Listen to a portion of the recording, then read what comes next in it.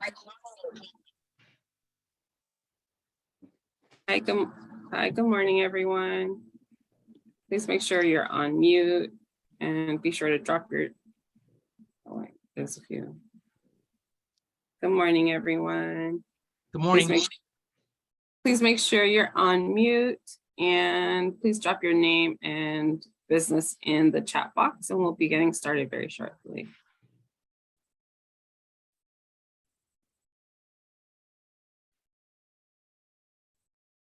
Good morning. Thank you all for joining us today. Please make sure you drop your name and business in the chat box. Okay. Welcome everyone to today's Small Business Strong. We're so excited to have you here and we're going to pass it over to Mike Ochoa. Perfect. Thank you so much, Maria Teresa. On behalf of the LA Chamber of Commerce Board of Directors and our Small Business Council, I want to thank you so much for joining us this morning. Also want to highlight my co-chairs, Shanae Rourke, Principal of Redwood Resources, and Kevin Keene, Principal at Directed Action. They are part of our team and the chairs of the Small Business Council, and they're on as well today. So thank you for being here.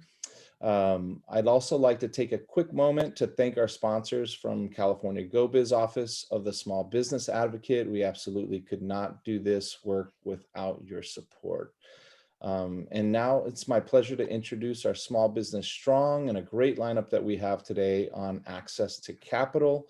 Our moderator is Brett Dixon, from a CEO of Alphabet Consulting and also a resilient business advisor at the Chamber. So thank you, Brett, for joining us today and sharing your expertise and moderating this valuable conversation. I'll turn it over to you and enjoy the content for today. Thank you so much, Mike. I appreciate it. And welcome to our panel on creative financing, including debt financing, receivables financing, and factoring.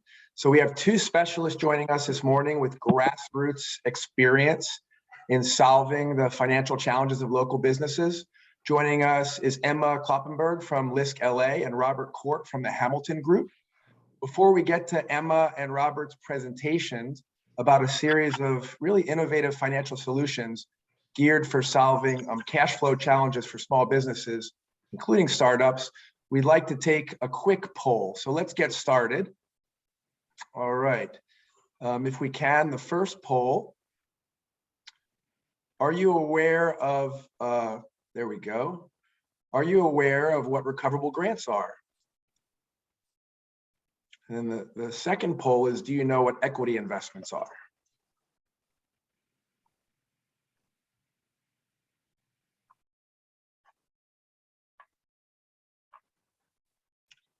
All right. So it looks like 28% of us are aware of what recoverable grants are. So we have some education there that we're going to share. And then almost 50% know what equity investments are. All right. So thanks for sharing your perspectives. Appreciate that. All right. So now I'd like to introduce our first presenter, Emma Kloppenberg. Emma leads economic development efforts at the Local Initiative Support Corporation, aka LISC LA. LISC LA is a national nonprofit. It's a community development financial institution, and it supports community development across the country. Emma drives the development and implementation of investment solutions for diverse-led small businesses and nonprofits across LA County. So Emma, without further ado, I'd like to pass it on to you. Please take it away. Thank you so much, and happy to be here. Hope everyone can hear me all right. I'm going to share my screen in just a minute, but I appreciate everyone answering those poll questions. We're going to jump into some of those terms after we go through some of these early introduction slides. So again, thanks so much all for having me. My name is Emma Kloppenberg, a Senior Program Officer at LISC LA, and we're going to be talking about access to capital today. As shared, LISC is a national nonprofit community development financial institution, meaning we invest in low to moderate income census tracts across the country.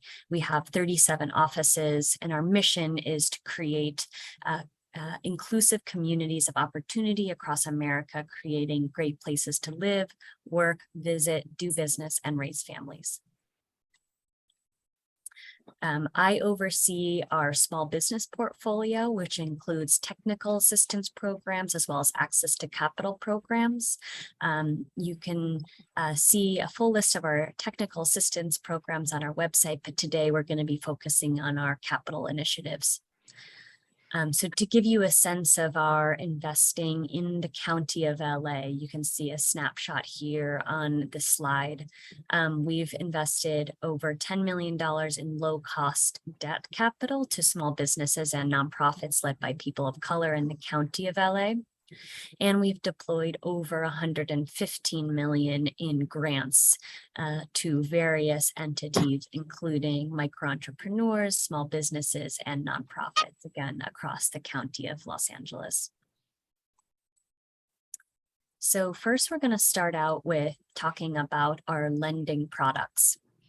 So we have debt products starting at 100,000 going up to 5 million and vary across use of those loan needs. So we have permanent working capital loans, acquisition, leasehold improvement loans, and commercial real estate loans. Our interest rate ranges from 3 to 8%. Our terms are in between 5 to 10 years. And usually we will seek personal guarantees as well as collateral if there is collateral available. For example, if you're seeking a loan to purchase real estate, we would take a lien on that real estate property that we would be investing in alongside of you. We are also a part of an initiative called the Entrepreneurs of Color Fund. This initiative allows us to lend low to businesses led by people of color. So you saw on the prior side that our lowest possible interest rate is 3%. That's because we're taking advantage of this more flexible capital as a part of this fund. And we also, through that fund, have partnerships with other lenders in case that we are not able to meet your lending needs. So we have a partnership with Inclusive Action for the City, which provides microloans from 5,000 to 30,000, as well as a partnership with Axion Opportunity Fund, which provides lending options from 30,000 to 100,000. And again, LISC LA provides capital from 100,000 and larger. As a part of this fund initiative, we also have free technical assistance available, again, for businesses led by people of color. Those partnerships are with Vermont Slauson, Economic Development Corporation, and PACE. Both organizations are more than happy to provide free resources to you all if referred through this partnership. So the next capital initiative that I wanted to jump into, which is new as of this year, is called our Asset Building for Community of Color program, shorthanded to ABC. The ABC initiative is an initiative funded by Wells Fargo. It is a $20 million 3-year program with the intention of allowing businesses and nonprofits the ability to procure assets, including technology, real estate, inventory, and other assets. The intention is to produce asset building initiatives in order to build generational wealth for businesses led by people of color across the County of Los Angeles.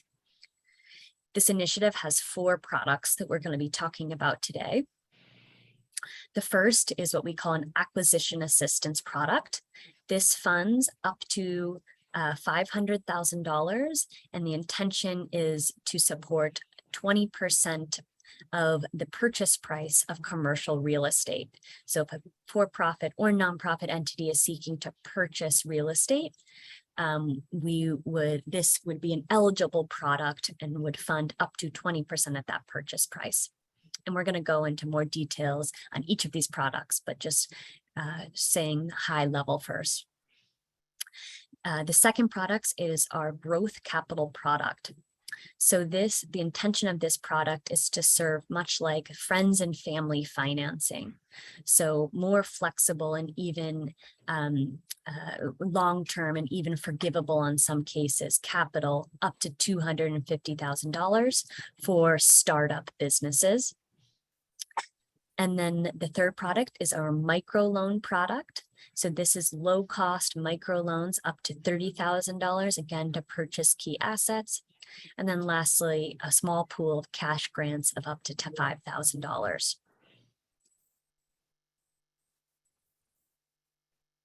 So digging in a bit deeper now is our acquisition assistance product. Again, the intention of this is to support the purchase of commercial real estate acquisitions and to fill that 20% down payment gap that many businesses led by people of color struggle to fill when they're seeking to purchase commercial property. Eligible borrowers are incorporated for-profit or nonprofit entities based in the County of Los Angeles. The funding can range from $100,000 up to $500,000, but we will calculate the size by looking at the purchase price of the commercial property, and we will fund no more than 20% of the commercial property purchase, and that would be the use of these funds. This comes with a 0% interest, a 2% one-time closing fee, and a $3,000 one-time legal fee. This investment has a 5-year term, meaning you are under contract with LISC for 5 years. And there are certain criteria that you must maintain as a part of that investment for the 5-year period.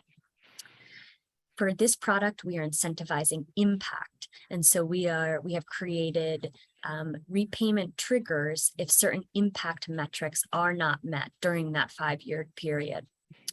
Meaning, no payment is expected for 5 years so long as 2 things are maintained during that period. 1, the borrower cannot resell the property, meaning they can't flip the property during the 5-year period. And then the second, they have to create at least 25% increase in what we call quality jobs. And we have a definition of quality jobs that you can find on our website, but it entails paying a living wage, which is a little bit above $19 an hour in the County of Los Angeles, plus providing additional benefits beyond the normal job level. So for example, additional training hours, savings opportunities, etc. So long as those 2 things are met, then the payment for this would be forgiven. If either of these are not met, then we would assess the situation at that time and the investment may become due. The eligibility criteria is for sale commercial sites, again, in the County of LA. And in order to apply, you must have an idea of where you are seeking to purchase, as well as who and how you will fill the remaining purchase price. Again, because we are funding 20%, the 80% has to be filled by another investor or funder. And lastly, the borrower must be an occupant of the subject property that they're seeking to purchase at the time of purchase and close.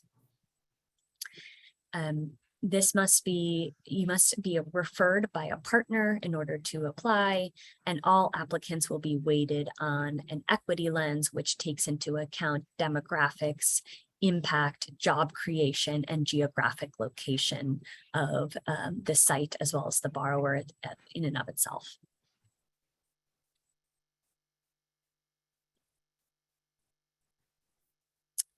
So the second product that we're going to talk about is what we call growth capital.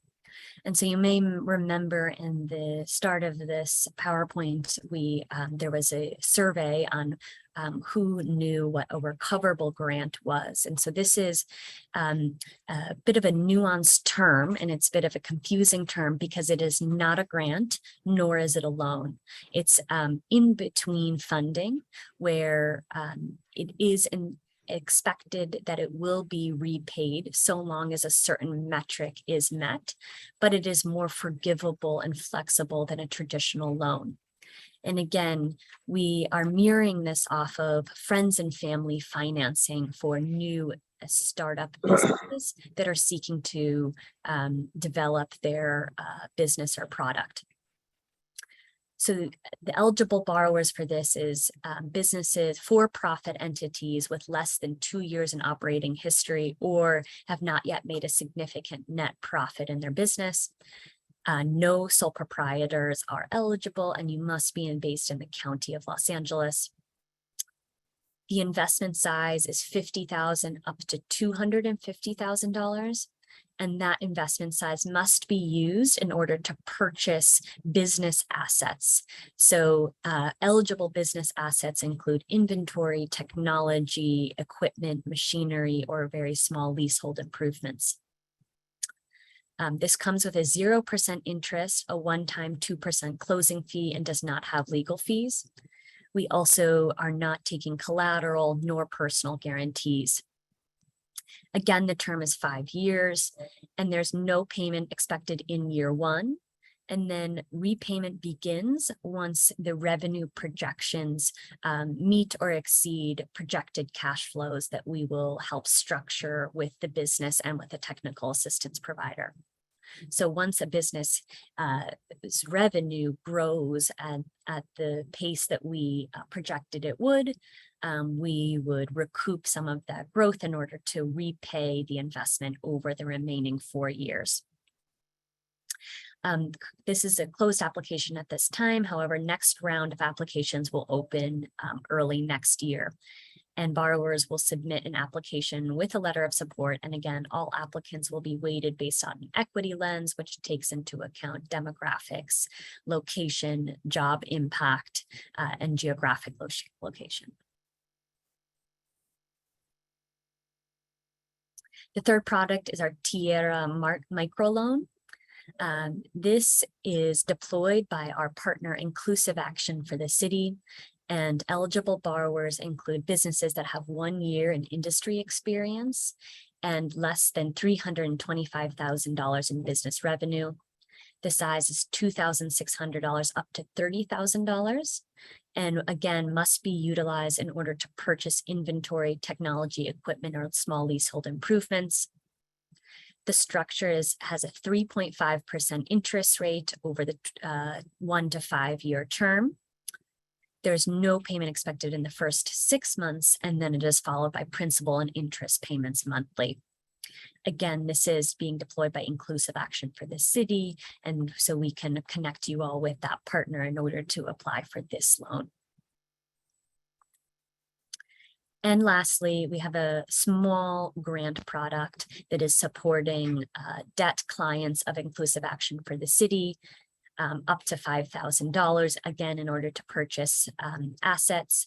This is a closed program and must be deployed to, again, entities that have received debt capital from Inclusive Action, and they will deploy those funding to that eligible pool next year in the summer of next year. And there is no fees and no repayment for that grant product. And last but not least, as a part of this ABC program, our growth capital and acquisition assistance capital recipients get free technical assistance by our terrific technical assistance providers shown on this slide. So this is a benefit of receiving the capital under the ABC initiative. And that wraps up my PowerPoint. Happy to take any questions. And again, thanks so much for having me. All right, thanks so much, Emma. I really appreciate that. So We have some questions from the audience. Joseph Siegel, I'd like to invite you to unmute if you'd like to ask some questions about the program eligibility. Hi, thank you, Brett and everyone. Sure. Yeah, one question I asked was when one of those programs said that sole proprietors are not eligible, does that include a partnership? And the other question I have is after this webinar, is there a contact person with the chamber? Is this through the chamber? And is there a person who I will be able to call, myself or my partner, and sit down with and go over these in detail and see what we qualify for? Thank you. Yes, thank you, Joseph. So sole proprietors are not eligible. Partnerships could be eligible. Again, you just have to be an incorporated entity, and sole proprietors are not eligible for this product. And this is not through the chamber. This is through LISC LA, and we can refer you. And if you are interested to the microloan or grant product, we can refer you to Inclusive Action. So I can show my email address on the next slide, and I would be your point of contact. All right, thanks, Emma. Piggybacking off of that, we did have a couple other questions from Catherine, Ali, and Merdad, all around eligibility as well. They were asking if the program is also eligible for startups, and if you have to be located in LA County. So maybe you could highlight some of the key eligibility criteria that everyone should know for the ABC programs. Yes, so across all products, you do have to be based in the county of Los Angeles. But in terms of the startup question, it is nuanced per product. So I can show the product slide again. The growth capital product is targeted to startup businesses, so businesses under 2 years in operating history, but the remainder products, you have to have at least some amount of operating history. So acquisition assistance has to have an operating history, and then the microloan product, you have to have at least 1 year of industry experience. All right, and it does look like you have to be in LA County, right? That's correct. For all products, you have to be in the county of Los Angeles. Okay, all right, super. Do we have any other questions from the audience? Anyone would like to unmute and ask any questions? We still have a few minutes with Emma. Yes, hi, my name is Chanel. I would like to ask a question. On the other slide, you said that we need someone to recommend us for the loan. Would that be this program, or who would recommend us for the loan? No, so for the acquisition assistance product, you have to be referred by a partner. It can be any partner that you are working with on if you are currently in the process of purchasing real estate. So if that is eligible to you, any entity that you're working with, perhaps the lender that you are seeking a loan on the 80% financing could refer you through that product. The growth capital product, you just have to provide a letter of support as part of the application process. So again, any technical assistance provider that's worked with you. And then the microloan and the grant, you do not have to be referred. It's just deployed through another partner, and we're happy to provide that contact information directly. Thank you. All right, super. Emma, I'll piggyback off of one of the questions. I think mine was to, because the one with the better credit. Could someone, is someone asking a question, or would you mind muting? Oh, there we go. Okay. So Emma, as a community development financial institution, or a CDFI, you work with startups that might not qualify for, traditional financing at a commercial bank. So what's your advice to those pre-revenue or early stage founders that need growth capital to kind of kickstart their venture?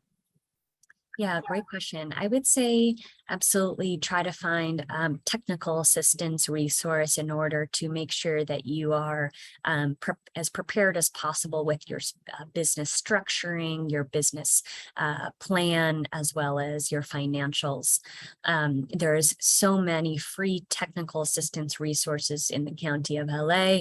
You can find many of the contact information on our website, but I would say get those resources in order to make sure that you are in the best position possible to receive capital when your time is ready.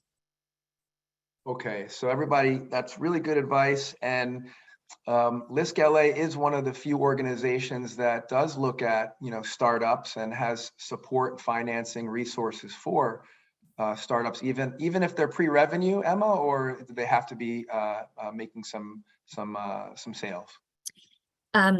For the growth capital only, Okay. we are supporting startup and pre-revenue. Again, though, the other products has to have some operating history. Okay, so kind of speaking about that, in line with that question, how can some small businesses that are established in this kind of economic climate, especially maybe if their sales have taken a hit or their credit scores have taken a hit, how could they better qualify for financing in an organization like LISC LA? So I would say, even if your revenue has taken a dip, understanding your financials and where and how you will get back to profitability is key. That's again a part of a free technical assistance resource. The TA providers can work with you on rethinking or restructuring or refreshing your business plan, your projected cash flows, and mapping out the repayment options, because at the end of the day, even with the growth capital product, which is supporting startups, we are looking at your repayment ability. And if you're not able to repay at any point, then you would not be a good candidate for that type of product. Okay, Emma, those are solid tips to be more resilient in this kind of economic climate. And I think one of the key takeaway messages there is cash flow is really important. That shows a financier or a lender that you're able to repay any kind of debt or financing that you secure. So in the longer term strategy towards profitability, focus on cash flow, sales, and proving to any kind of banker or investor or lender that you're able to generate the cash flow to repay. All right. Any more questions from anyone?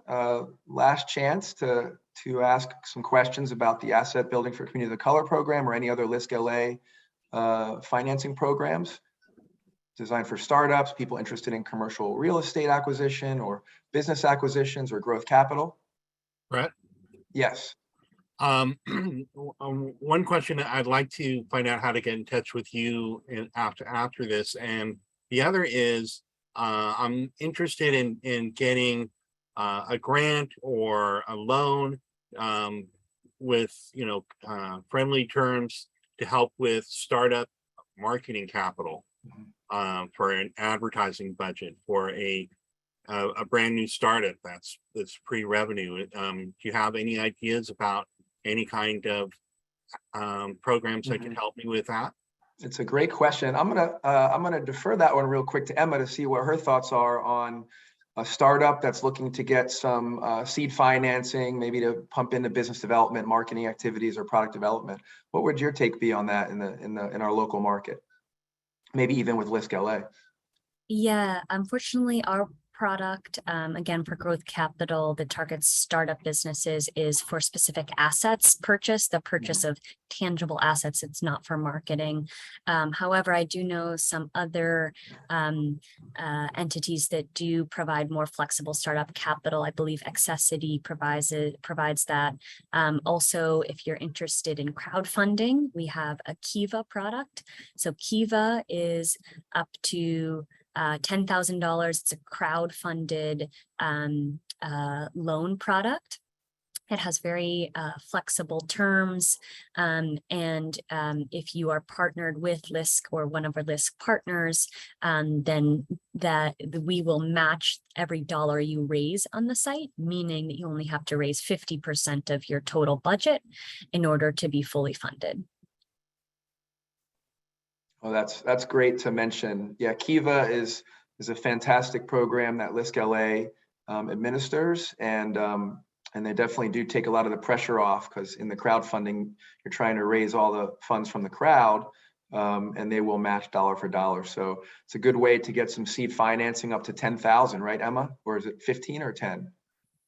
Actually, good question. I think they actually might have raised it to 15. Okay, awesome. So that's a wonderful way to get it from the community. And again, that's not a grant, that's it's loans, but it's small little micro loans from the community that all go into one pot. And then as you get the funding and you start generating revenue, you have to pay that back over time, but it's 0% interest, right, Emma? Correct. Okay. All right, super. All right, so any other questions before we continue the program? Hey, Brett, can I just reiterate the acquisition assistance and make sure I'm understanding it correctly? Yeah, who's this again? Oh, sorry, this is Mark. Mark, okay, thank you. Yep. Sure. Cool. So for acquisition assistance, it's a 5-year program, 100K to 500K. But there's no payment for 5 years if you don't resell or flip the property, or if you have a 25% increase in quality jobs. And the only way there is a payment in that time is if it's triggered by one of those two things. So after the 5 years, if you don't trigger any of those, then you don't have to repay any of that. It all just goes towards your purchase of your property. That's correct. Okay. Awesome. Thank you. All right. Okay. Going once, going twice. Any more questions for Emma? We got a couple minutes. All right. Okay, Emma. Thanks so much for sharing. That was really solid information. Everybody has Emma's contact info. Feel free to contact her directly if you want to dive deeper and learn any more about some of those really value-added programs that are super timely in the current market. So that wraps up our first segment. And before we get to our next speaker, we do have another quick poll. All right. If we could bring up the poll, super. So the third poll is, have you had any issues getting a traditional bank loan or line of credit? And then the next poll would be, have you considered alternative financing for your business, which is going to lead into our next segment. Just take a couple seconds here and let us know your thoughts.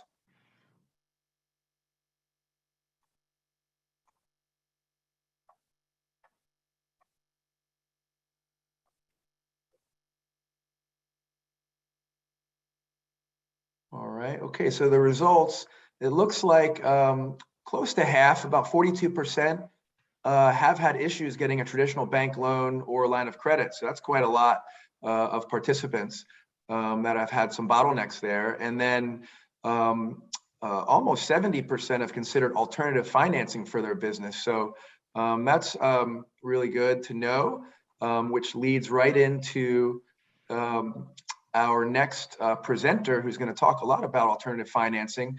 We've got Robert Court. So Robert is the Chief Marketing Officer for the Hamilton Group. It's a national factoring company with offices in California and New York. Robert brings 25 years of experience in the commercial finance industry through helping growing companies, enhancing their cash flow and profitability, and providing different types of factoring and receivables financing solutions. So we're going to learn a lot more about that right now. Robert, the floor is yours. Well, thank you, Brett. And Thank you. It's nice to be a part of today's seminar. And I hope everybody's having a great week. Today, I'm going to talk about factoring. I've been working, as Brett said, in the commercial finance industry for about 25 years, providing factoring. But my experience with factoring goes back even further. I originally came out of the apparel industry. I ran a women's apparel manufacturing company in downtown Los Angeles. And during those years, I was actually a client of factoring. I used to factor the invoices to my largest customers to generate working capital. It was a successful company, but I still needed the cash flow assistance that factoring offered. We were buying material and trim months ahead of delivering the garments to our customers. Our suppliers all needed to be paid 3 to 4 months in advance of when my company would be paid by our customers. So factoring was an important part of our overall financing program. It really allowed our company to grow organically with less dependence on debt financing. The more business we did, the more we factored. And in those days, the cost of factoring was really high in comparison to what it is today, but we still found it to be a great benefit to our company. We kept all of our suppliers happy as we were able to pay them on time, and we were never short of cash, no matter if we were having a strong or slow sales season. So several years later, we ended up selling the company, and eventually I ended up on the other side of the fence running a factoring company. So what is factoring? Factoring is a financing program that allows business owners to get working capital and allows the business to have ongoing positive cash flow. With invoice factoring, you present your company's outstanding invoices to the factor instead of waiting 30, 60, 90 days to get paid. The factoring company will pay most of the invoiced amount to you immediately, then the factor waits for your customers to pay the invoices. Factoring is an alternative to traditional bank loans and lines of credit. Factoring is a form of asset-based lending, and the asset that we advance against is your company's invoices and accounts receivable. To utilize factoring, your business must be selling business to business, not business to consumer. And your business must be invoicing your customers for payment and getting paid on net 30, 60, or 90-day terms. Our customers will present us with an invoice or group of invoices, and we will advance them funds against the total invoices presented. Normally, our customers receive the funds within 24 hours of submitting the invoices to us. So factoring programs, they provide working capital and ongoing positive cash flow.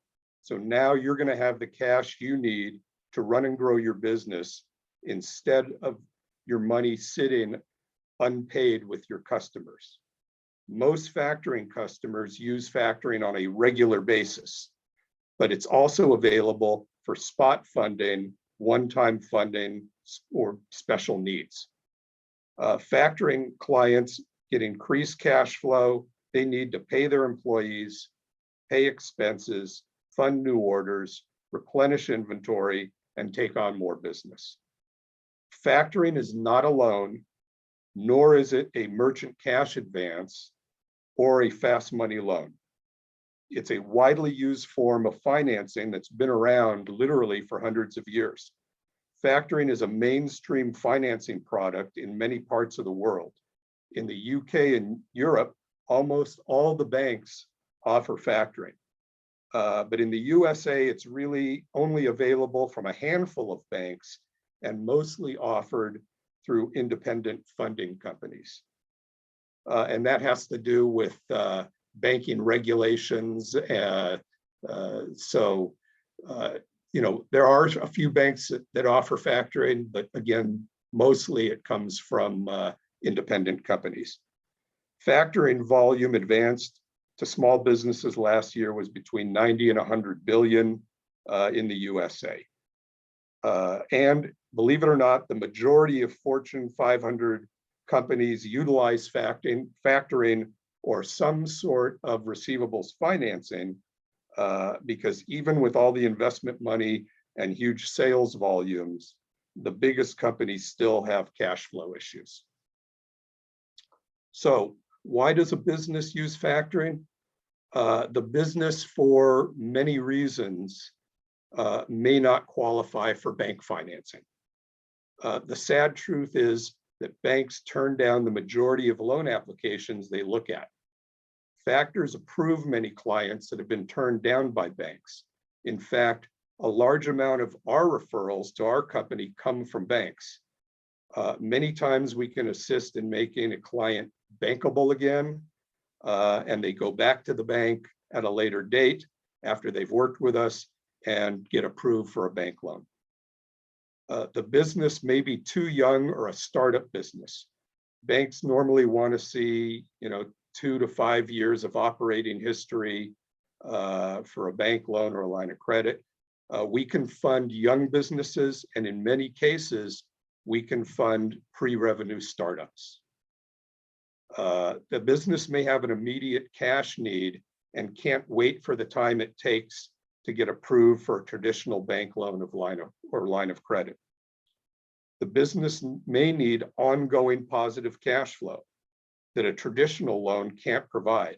Normally a bank loan is a one-time funding. And then, you could possibly get an increase at a later date. If the business needs more working capital, they need to wait a period of time to get an increase for that loan or line of credit. We fund based on whatever receivables you have at the moment. And we normally don't have any maximum facility size for the funding. The business may be payroll intensive, like a staffing company or an IT firm. They need funds weekly or bi-monthly to cover payroll and payroll taxes. The business may have slow paying customers. Waiting for their customers to pay negatively affects their cash flow. The business may not have any terms with its suppliers. They need to pay their suppliers immediately. So they have a constant need for working capital. Business may be seeking unlimited growth capital. Again, with factoring, as the sales grow, the funding increases. They may be seeking more flexibility than a traditional loan can offer. Many traditional bank loans have restrictions on the use of funds, or they may have inflexible covenants as part of their agreement, and you don't generally see that with factoring. The business may not want to pay the high rates of a merchant cash advance or a cash advance loan or other high cost loans that are out there in the marketplace these days. The business may be looking for fast approval and funding. Most factoring companies can approve an application and issue the first funding in about 4 or 5 to 7 days. We have, in some cases, approved and funded clients in as little as 48 hours from application to first funding. What are some other ways that factoring is utilized? Some businesses have used factoring to facilitate a real estate purchase, or they use the funds advanced for the down payment on real estate. Many businesses use factoring to stay on top of their federal, state, and local tax liabilities. They get the working capital they need to always pay taxes on time and eliminate the late penalties. And this especially is important with 941 payroll taxes, which seem to get a lot of small businesses into trouble. Businesses use factoring to earn additional discounts from their suppliers, which is what I did when I had my apparel company. With factoring, you'll have the cash available to negotiate early pay discounts from your suppliers. You can use factoring to actually add to your gross margin. So for example, when you factor, your business will have additional cash on hand. You can approach your suppliers and ask for an additional discount if you pay them in, let's say, net 7 days instead of later. This can allow you to achieve a higher gross margin on the products that you sell. We have clients that use factoring to reward their employees with bonuses at the end of the year. Many businesses get cash poor at year's end due to customers slowing down on invoice payments. So they factor their funds. they factor to get funds to pay bonuses and keep their employees happy. You can use factoring to implement and fund a marketing program to boost sales. Many businesses, factoring is the way to replenish on-hand inventory they need to hold on to for future sales. Many equipment loans are not easy to qualify for, so businesses use factoring to acquire equipment or to make the down payment on an equipment purchase. Many businesses use factoring to mobilize a new project. The construction industry is a highly factored industry, and they use factoring to acquire equipment and materials for new projects they're taking on. Factoring can be used to strengthen your balance sheet, and you use the funds to retire existing loans and debt, make the company look stronger, especially if your goal is to maybe get a bank line down the road, or you may be trying to position your business to bring in an investor. You want to make the balance sheet look good. You factor, pay down the debt, and business on the balance sheet looks stronger. Trucking companies factor to cover the high cost of fuel and maintenance. That's very popular these days with gas prices being where they're at. So what kind of businesses use factoring? Well, in general, manufacturers, distributors, suppliers, importers, service companies, other industries that rely heavily on factoring, temp staffing companies and IT companies, they are very payroll intensive, and they need to factor to pay their employees every week or bi-monthly. Machine shops, they use it to purchase inventory and raw materials. Security guard services, again, very payroll intensive. Janitorial services, computer hardware and software, commercial food services is one, medical products, the apparel industry where I came out of, trucking companies. I mentioned the construction industry already. That's just a few. I mean, there's literally dozens and dozens of industries that utilize factoring. So what's the general criteria for getting approved for a factoring program? Well, my company is looking for generally between 10,000 and 10 million a month in invoices. But many times we can start funding a company at a lower amount. And there's also factors that can fund at a much higher level than that. So, the funding range is very broad in the factoring industry. We can take on very small customers and we can take on giant customers. You may be selling business, you must be selling business to business, not business to consumer. So unfortunately, all the restaurants, clothing stores selling to the public, they generally won't work for a factoring program because they're not invoicing their customers, they're taking cash and credit cards. Now, you may have a restaurant that also has maybe a catering business connected to it, and they have commercial accounts that they provide catering for. In that example, if they're invoicing for that service, we could potentially factor those invoices. Most factors want the business to be organized as a corporation or an LLC, but there are some factors that will also fund sole proprietors and partnerships. We like to see our clients profitable or trending towards profitability, or at least not trending towards a bankruptcy.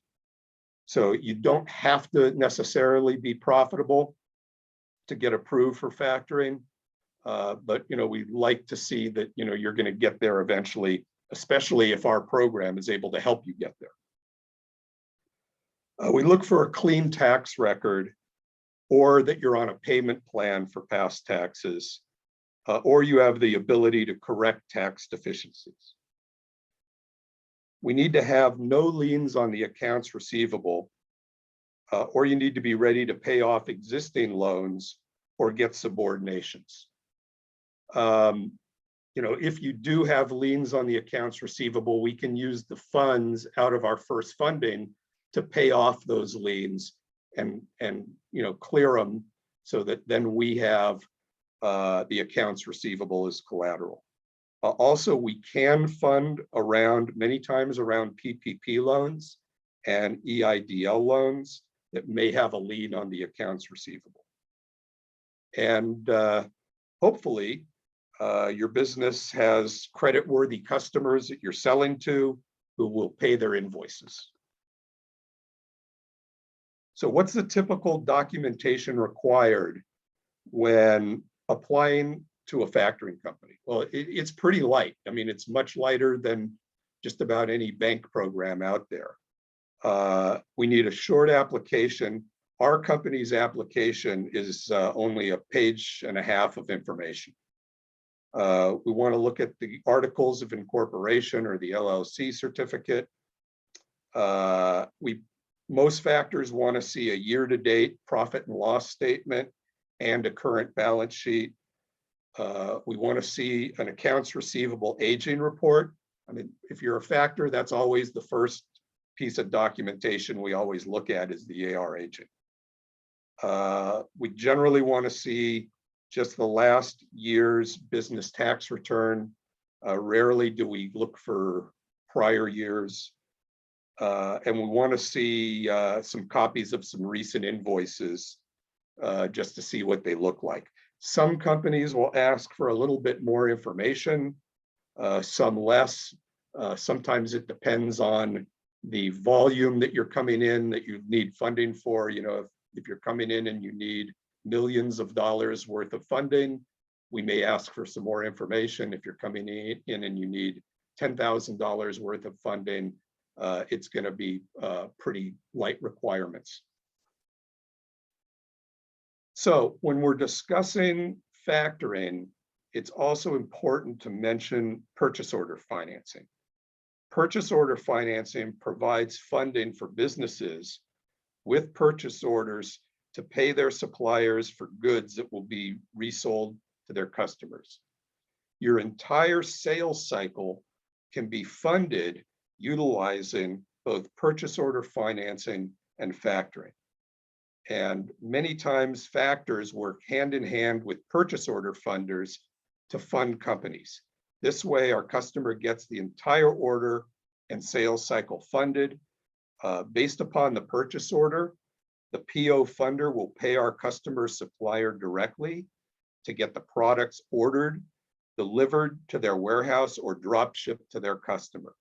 Then the factor steps in and funds the invoice, pays off the purchase order funder, and advances the balance of the money from that invoice directly to our customer.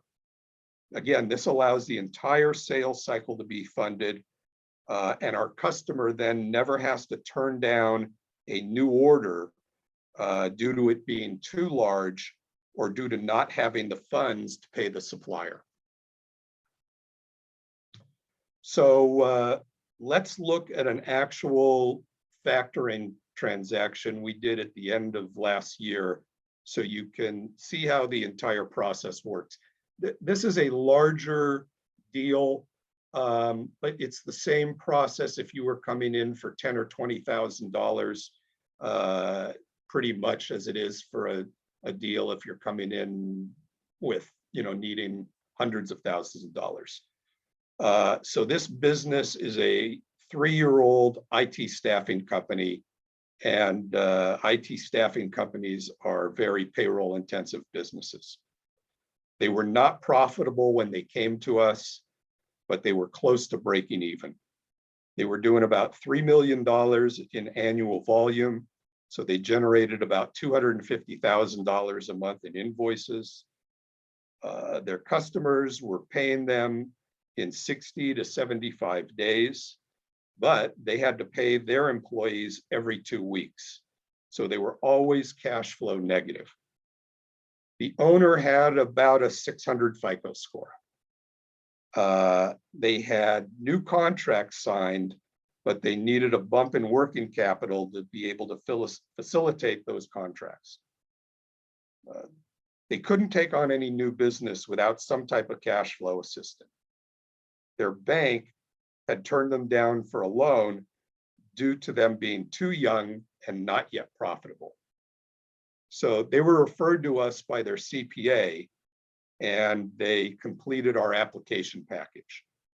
24 hours later, we presented a proposal for an unlimited factoring facility, and they accepted our proposal.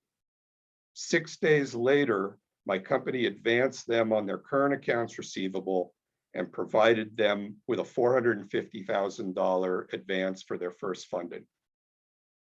The business moved forward with its pending contracts, and within a few months, doubled their sales volume. They can now take on any new business, and they continue to factor their monthly invoices.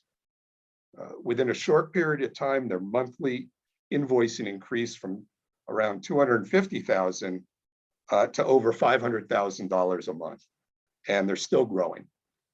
The company reached profitability and would soon be eligible for a bank line or a line of credit if they so desire, but currently they're happy with the factoring program.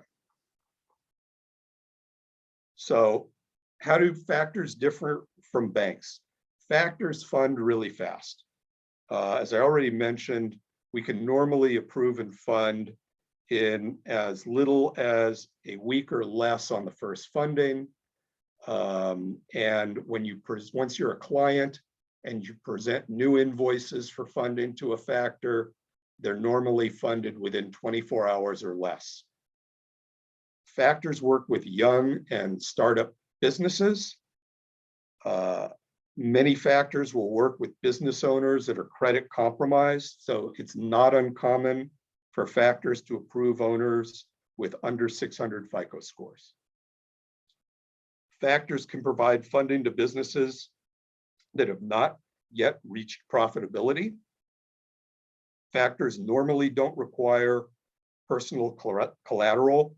It's really rare to see a personal collateral pledge in any type of factoring arrangement.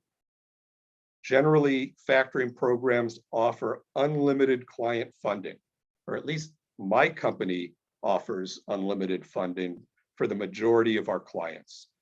And we don't make our clients re-qualify for more funding. As long as everything's working and going smooth, we'll fund as much as they want to send us in invoices. Generally, factors don't require annual business audits like a lot of banks do. Factors work through client issues and problems. If one of our clients has a major problem or issue, we see the continuation of the business as the way to work through the problem. And sometimes if you have a big issue in your company, the bank's knee-jerk reaction is they want to pull your line or get repaid on the loan and stop doing business. And that's not really the way the majority of factors work. We deal with the problems that happen, and then we continue to do business with the client. Some factors don't require personal guarantees. My company has a no personal guarantee program. Others may require personal guarantees. It really depends on the flexibility of the program. So before I end my talk and open up for questions, I wanted to tell you a little bit about our factoring program at the Hamilton Group. Most factoring programs all offer the same basic kind of funding. We're all advancing on your invoices and accounts receivable. Hamilton has a unique program in our industry. Our program is uniquely flexible. It allows for you as the client to control how you want to work with our company. With our program, you get to choose when and what customers you want to factor. You can choose to factor all of your invoices or just pick a few of your customers to factor. This way you can dial in the exact amount of funding you choose to receive from us. And if you don't want to factor during a certain period, you hold off submitting invoices to us until you have another need for cash and working capital. I think our program's the most flexible in the industry, and I've been doing it for a long time, so I know what everybody else is doing. Our factoring program offers a no personal guarantee option. For the majority of our clients, we don't require personal guarantees. We don't have any contract term commitments, so you're not locked into any 1 or 2 term agreements like a lot of factors offer. You're free to leave our program at any time, and there are no termination fees or penalties charged. We don't take an all asset collateral lien on your business. We just need to have the accounts receivable as collateral, and we never require a personal asset lien from the owners of the company.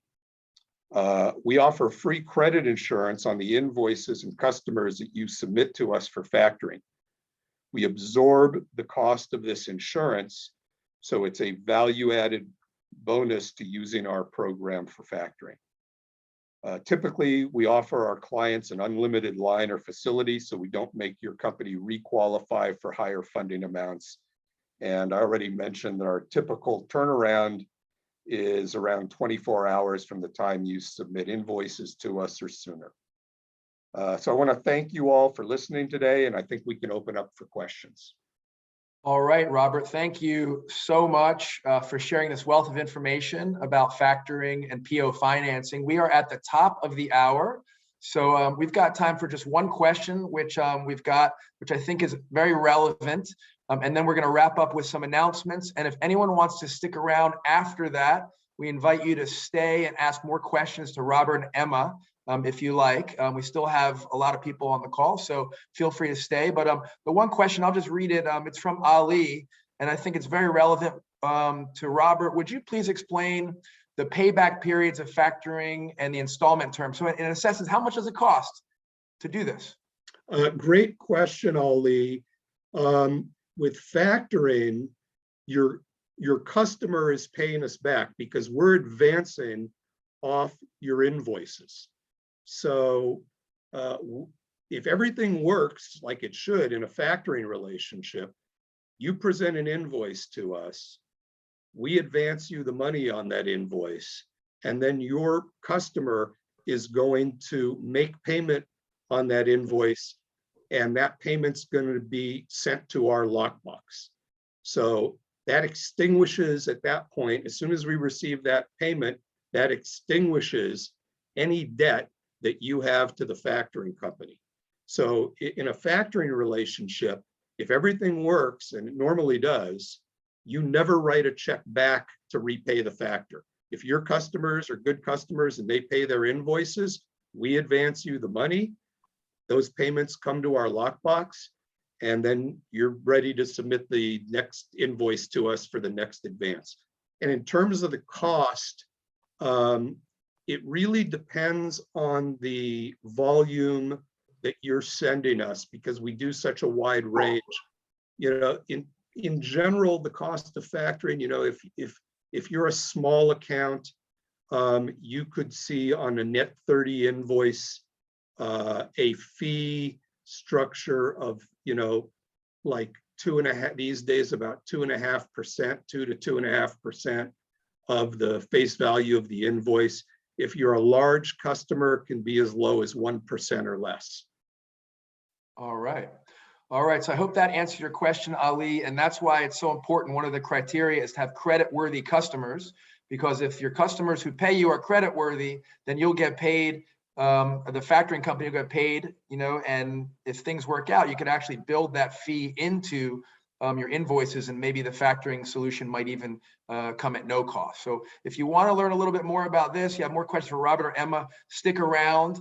Thank you so much. We've learned a lot about alternative financial solutions. If you have any questions, again, you want to go in depth, you've got Emma and Robert's contact information.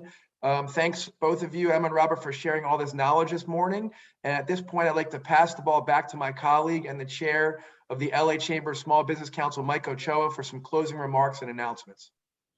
Perfect. Thanks so much, Brett. Thank you, Emma and Robert. Great information. As a small business owner myself, we all need access to capital, and there's some great resources here.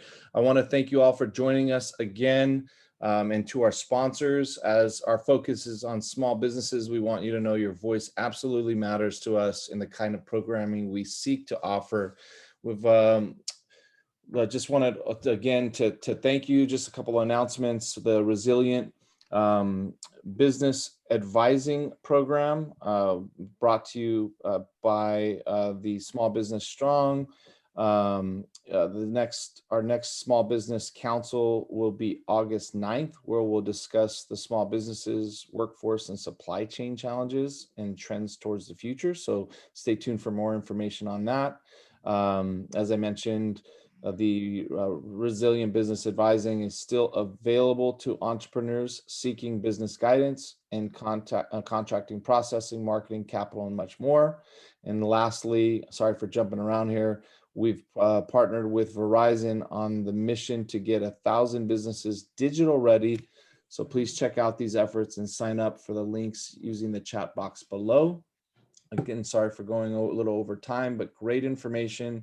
Thank you so much for your time and attention. We hope to see you all on August 9th for our next Small Business Council. Appreciate all the speakers and for Brett for moderating. Thank you all and have a great rest of your day. All right, super.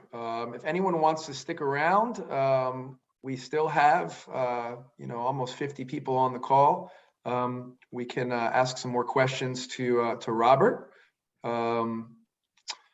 And let's see, Robert, I'll just jump in.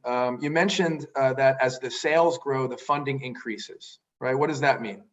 So, we don't put any limitations on the amount that we fund. At least Hamilton, my company, doesn't. There are some factors that will set you up with a facility limit, but we don't.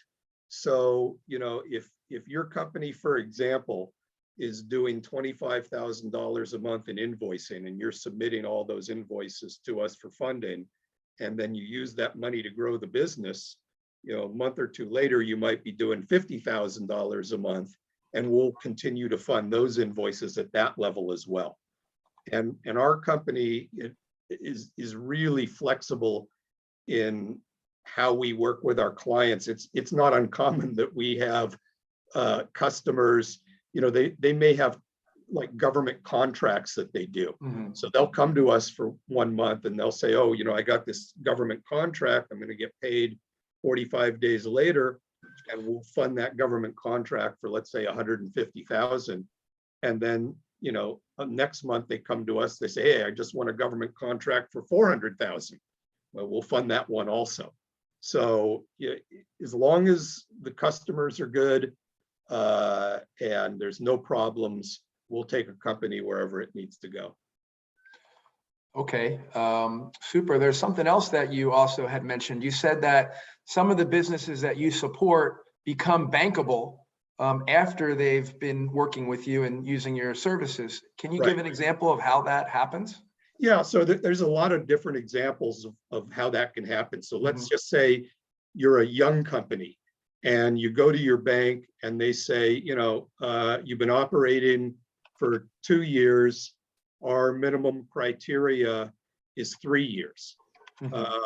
So, we'll factor their invoices, we'll help them grow their company, and then they can go back to the bank a year later and the bank says, wow, you've been doing really well. And then since we don't have any term commitment that they're locked into, they can leave us at any time and go to the bank, and we will actually assist that business in going back to the bank. If they want to get a letter of recommendation from us, whatever the case may be, we can do that. But other ways that we make companies bankable, they may have an imbalance of debt on their balance sheet. They factor with us, we assist them in paying off that debt, and then they're able to go back to the bank and show a much stronger balance sheet to the bank, and they're able to get that loan that they're looking for. So, we work with a lot of customers. We understand a lot of folks want to get a traditional bank loan. And what's sort of funny is we have customers that have come to us, we've worked with them, they've gone back to the bank, and then down the road, they end up coming back to us because they need more than what the bank can offer. So, they either end up with a blended program of the bank loan and our program, or they come back to us, or they may just stick with a bank loan going forward because now they've got a much stronger business. All right.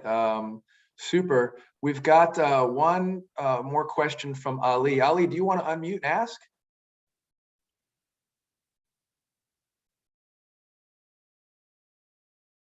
And if anyone wants to learn more about this and get started, I put Robert's email in the chat. Just go ahead and email him. I definitely think it's worthwhile to have a conversation with him and just educate yourself. He will teach you a lot about whether your business qualifies, how they might be able to help you, how it can add value. Look, there's a way to build the factoring and PO financing cost into your expenses. So getting funded in advance versus having to wait, to get paid and then, pay out all your expenses and hurt your cash flow, it's possible. So I think you should, reach out to Robert if you're curious. Ali, did you want to unmute and ask your question? Yes. Hi. My question is that do we have to change the beneficiary of invoices to Hamilton Group?